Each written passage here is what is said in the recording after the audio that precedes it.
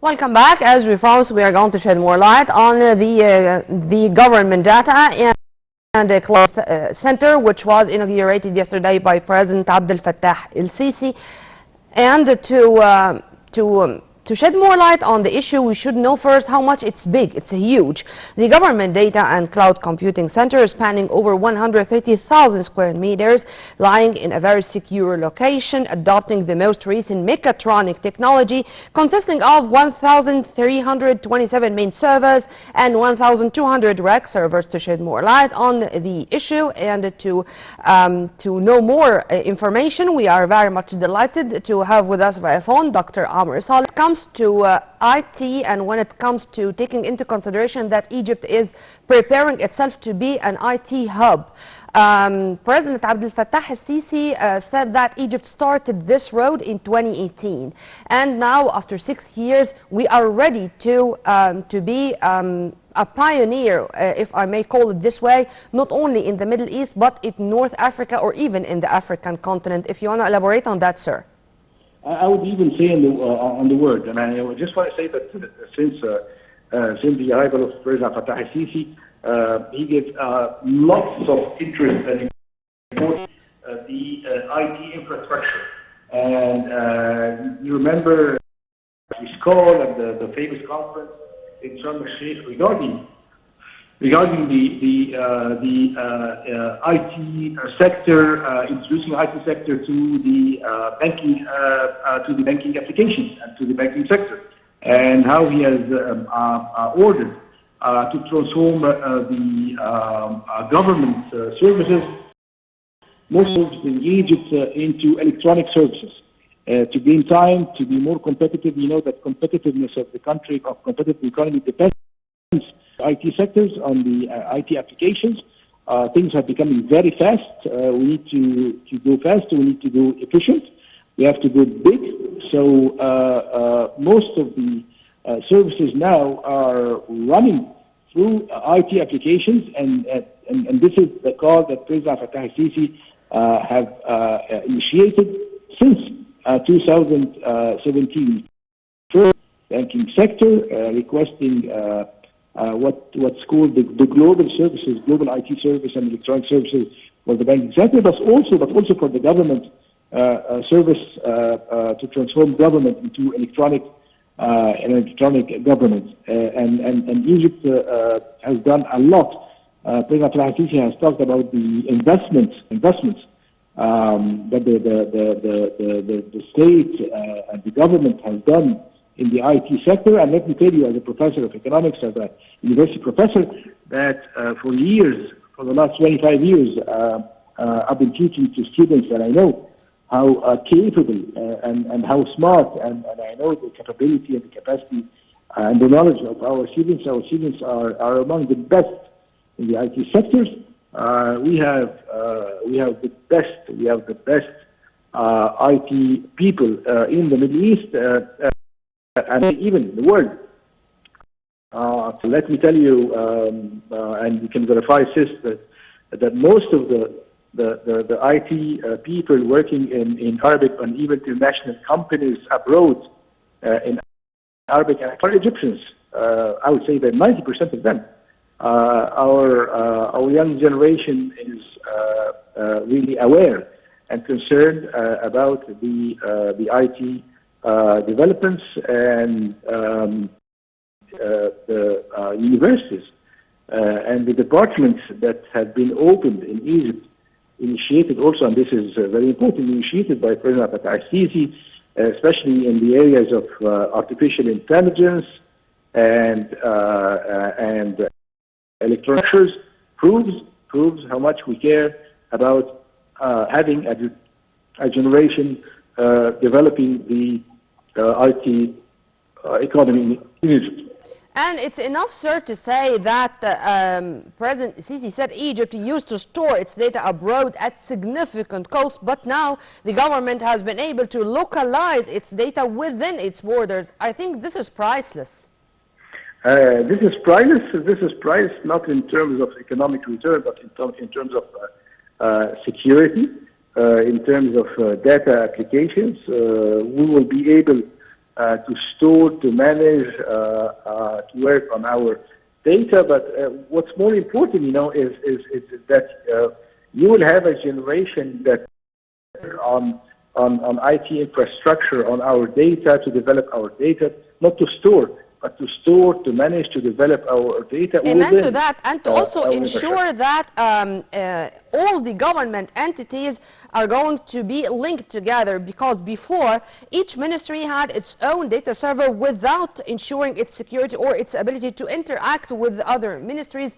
But with this unity, or with this collaboration, this means that all the concerned bodies are going to coordinate efforts together in a very easy way, and of course safer, more secured, and in the same time to introduce a better service to the citizens.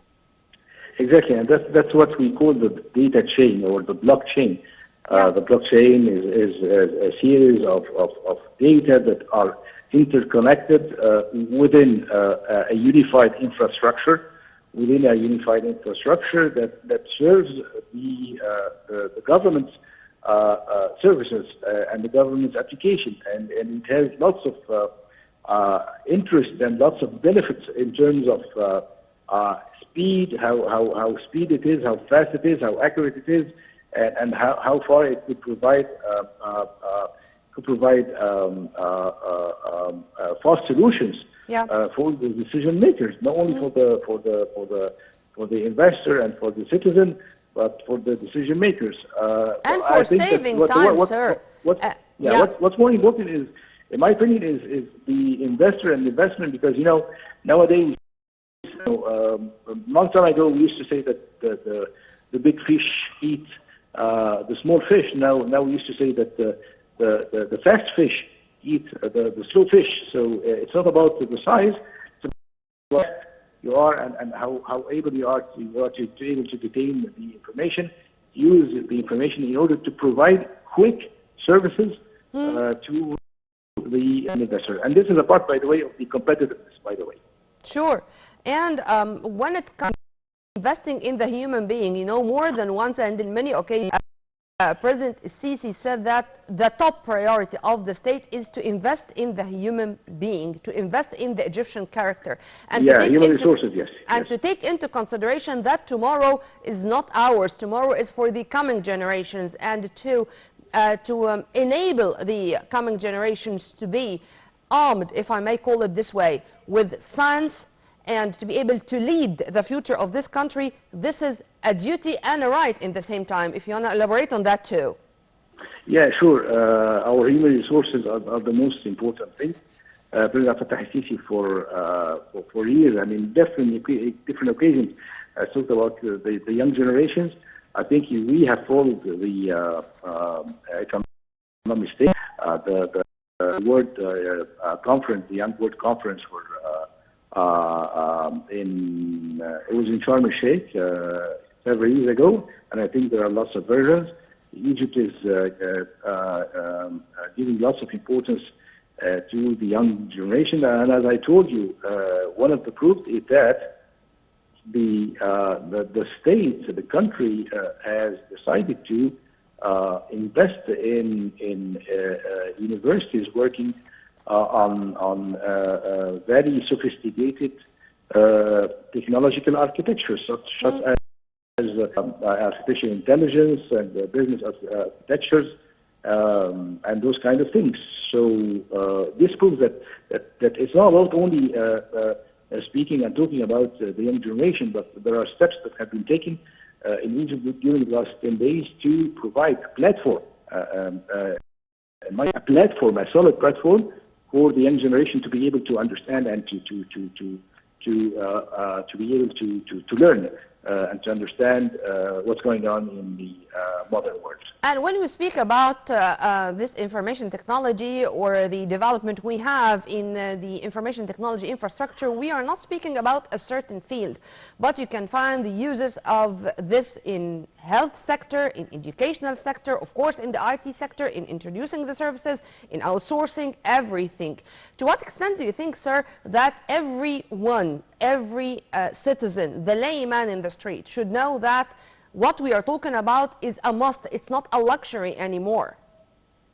Exactly. I was saying a minute ago that IT infrastructure helps us to be more accurate, more fast, and coordinate our efforts, and much more, I wouldn't say cheaper, but more competitive. Nowadays, data, speed, applications are a part, infrastructure by the way, is a part of competitiveness. If you open the competitiveness reports all around the world and we talk about the agile government and efficient governments, it's all about the ability of the government to use data and infrastructure. Competitiveness reports are all about infrastructure. So nowadays, if we want to be more competitive in terms of business, in terms of investment, foreign direct investment, FDIs, attracting investors, having an agile government, it's all about having a solid infrastructure that allows us to work in those areas. One final question, sir, about where are we? Because many people would say, meaning that now we can easily say that Egypt started from where others end.